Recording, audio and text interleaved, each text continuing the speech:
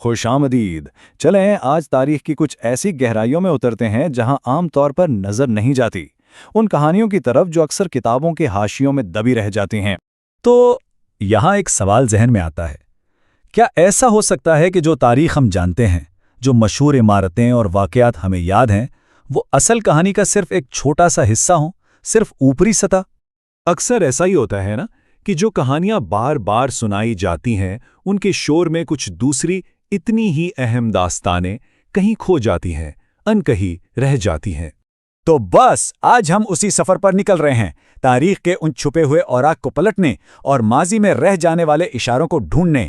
دیکھیں، سب سے بڑے راز اکثر ان مشہور کہانیوں میں نہیں ہوتے جو سب کو معلوم ہو، بلکہ وہ تو پتھروں کی خاموشی میں اور پرانے مخطوطات کی سیاہی میں محفوظ ہوتے ہیں۔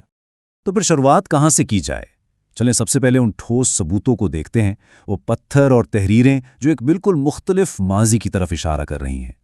اسلامی فن تعمیر کو صرف مساجد اور محلات تک محدود نہ سمجھیں، اس سے کہیں آگے بہت سی ایسی منفرد اور کم مشہور عمارتیں ہیں جو خود ایک تاریخ کی کتاب ہیں۔ ان کا ڈیزائن، ان کی ساخت، یہ سب بھولی بسری تہذیبوں اور ثقافتوں کے ملاپ کی کہانیاں سناتی ہیں۔ اور پھر بات آتی ہے قدیم مخطوطات کی، ان میں تو جیسے رازوں کا خزانہ چھپا ہے۔ یہ صرف مذہبی کتابیں نہیں ہیں، ان میں سائنس اور طب کے شروعاتی نظریات ملتے ہیں، فلسفے اور شاعری کے ایسے نمونے جو گم ہو چکے تھے، اور سب سے دلچسپ، کتابوں کے حاشیوں پر لکھے چھوٹے چھوٹے نوٹس جو اس دور کی روزمرہ زندگی کی ایک جھلک دکھاتے ہیں۔ اچھا، اب کہانی کا سب سے دلچسپ موڑ آتا ہے۔ وہ کیا ہے؟ وہ یہ ہے کہ جب ہم ان عمارتوں اور تحریروں کو ان میں موجود پراسرار علامتوں سے جوڑ کر دیکھتے ہیں۔ مثال کے طور پر اس علامت کو لیتے ہیں، 8 کونوں والا ستارہ۔ یہ اسلامی فن اور فن تعمیر میں بہت عام نظر آتا ہے، لیکن اس کی اہمیت بہت گہری ہے۔ اسے خاتم بھی کہتے ہیں۔ پہلی نظر میں تو یہ صرف ایک خوبصورت ڈیزائن لگتا ہے، ٹھیک، 2 چوکور ایک دوسرے پہ رکھے ہوئے، لیکن اس کا اصل مطلب بہت گہرا ہے۔ اسے خاتم یا مہر انبیاء بھی کہتے ہیں، اور یہ کائنات کے نظام اور مادی اور روحانی دنیا کے تعلق کو ظاہر کرتا ہے۔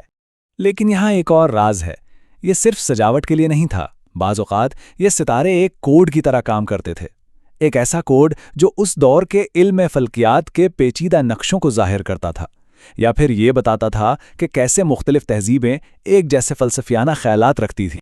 تو اصل بات یہ ہے کہ یہ نشانیاں صرف آرٹ نہیں ہیں، یہ تاریخ کے وہ دروازے کھول سکتی ہیں جن پر اب تک ہماری نظر ہی نہیں پڑی تھی۔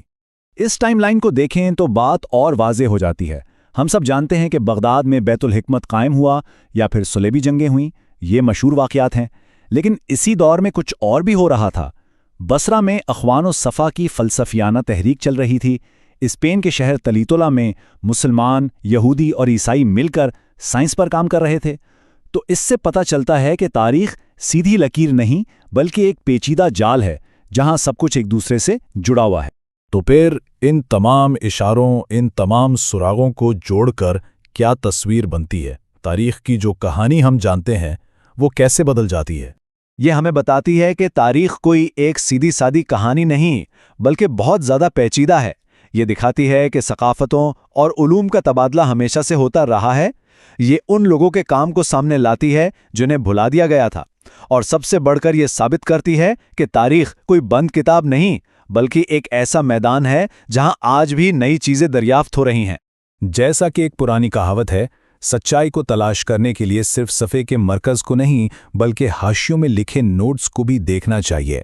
یعنی اصل کہانی اکثر وہیں ہوتی ہے جہاں ہماری نظر نہیں جاتی۔ اور یہ سب جاننا اہم کیوں ہے؟ یہ صرف ماضی کا قصہ نہیں ہے۔ جب ہم تاریخ کی اس چھپی ہوئی تصویر کو دیکھتے ہیں تو ہمیں بہتر طور پر سمجھ آتا ہے کہ آج کی دنیا ویسی کیوں ہے جیسی وہ ہے۔